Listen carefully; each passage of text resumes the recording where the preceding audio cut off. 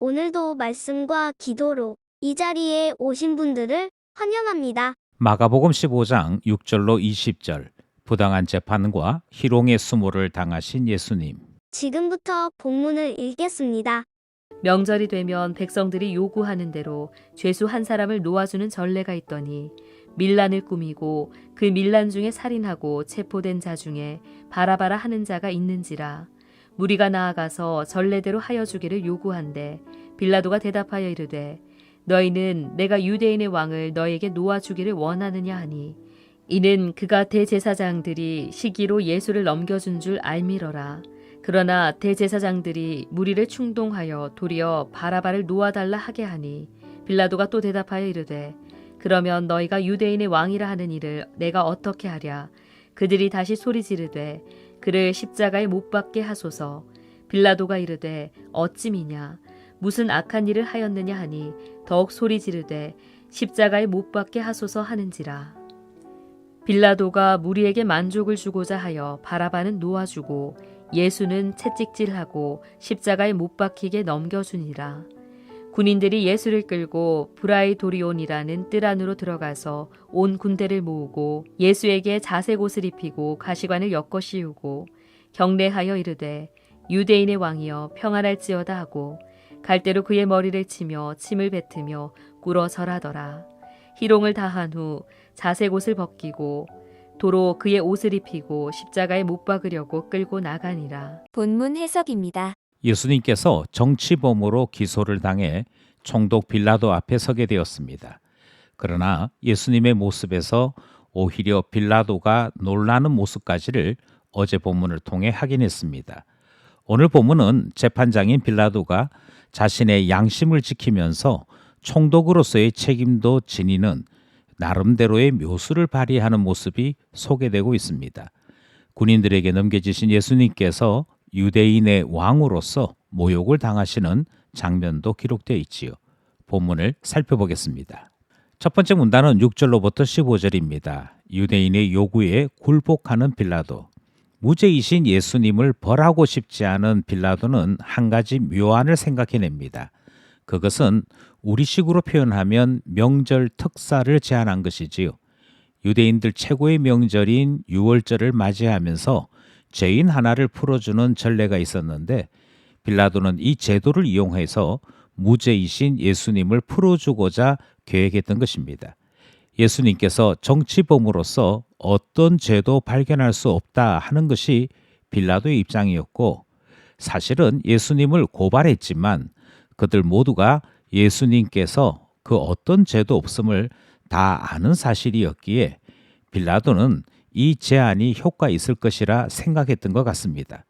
하지만 유대인들은 오히려 살인자요 반란자인 바라바를 원했다 하는 모습을 보게 되지요.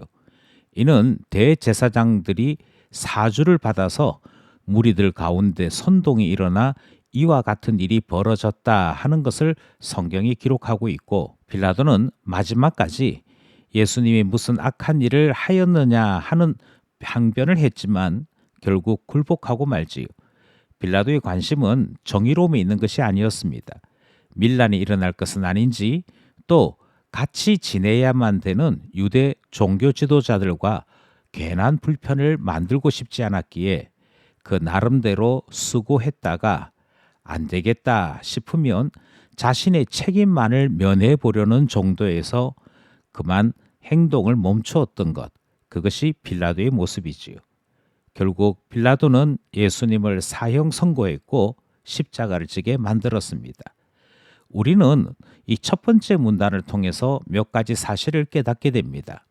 첫째는 세상은 정의롭지 않다 하는 것이지요.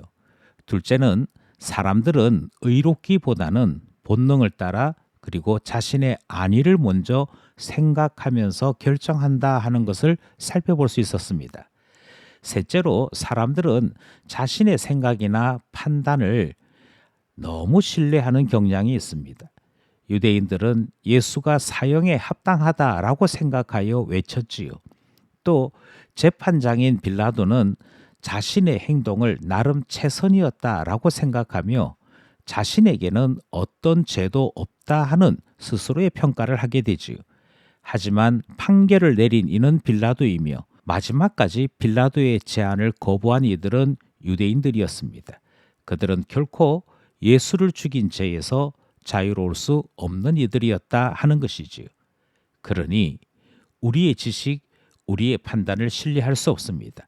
오직 매일 말씀 앞에서 자기 자신을 볼 수 있는 경건의 능력이 있어야만 하나님의 뜻 안에서 우리 모두의 생각과 판단을 제대로 살펴볼 수 있기에 하나님의 지혜를 따라 살아가는 우리 되기 원하여 주님 안에 있어야 할 것을 깨닫는 첫 번째 문단 말씀이었습니다.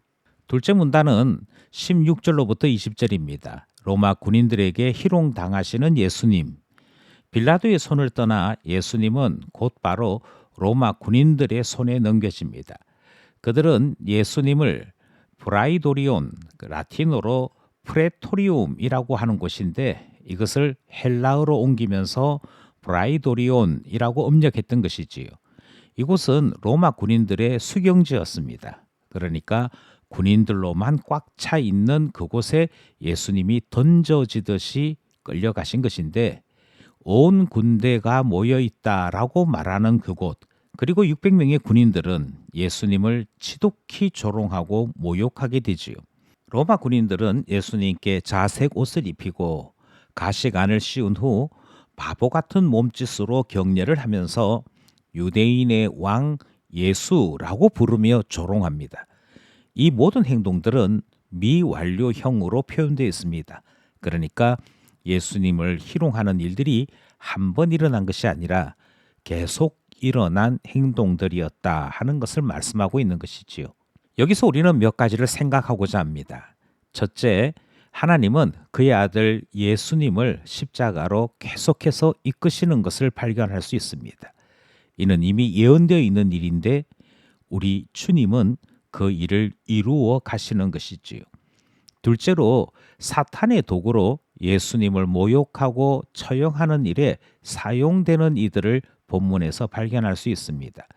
예수님께서 나무에 매달려 대속 제물 되실 것은 예언된 일입니다. 그런데 그 예언된 일에 이들은 권력과 육체의 욕심을 의지하여 자기의 권력을 자랑하는, 그래서 마귀의 수하가 되고 마는 모습을 보게 되는 것이지요. 셋째로, 그럼에도 예수님은 사람들의 음모, 배반, 무사한 일, 집단폭력 이런 모든 범죄들마저도 사용하셔서 주님이 언약하셨고 또 친히 실천하고 계시는 대속의 길을 이루어 가시는 것 보게 되는 것이지요. 결국 예수님은 이 모든 것을 합력하여 약속하신 대속의 은혜를 만들어 가시는 것 보게 되는 것입니다. 장례를 준비하며 주님의 일에 협조하는 선한 도구로 쓰임받는 이들이 있었는가 하면 주님께서 십자가 지는 일에 모욕하고 주님을 탄압함으로 이 일을 시행하는 악한 도구도 있었던 것 보게 되는 것 아니겠습니까? 선한 도구일 수도 있고 악한 도구일 수도 있습니다. 하지만 어떤 이들은 악한 도구로 살면서 세상 권력의 즐거움을 누렸으나 오고 오는 많은 세대에 사탄의 도구로만 사용된 것을 보게 되는 것이지요. 하나님께서 말씀과 기도로 우리 자신을 볼 수 있는 은혜를 주시며 주님의 선한 계획을 보게 하심으로 주와 함께하는 자로 살아갈 때에만 우리의 삶은 가치로운 일을 행하는 아름다운 삶이 되는 것 아니겠습니까? 오늘도 말씀과 기도로 선하신 주님을 따라가는 선한 일꾼 되기를 간절히 소원합니다.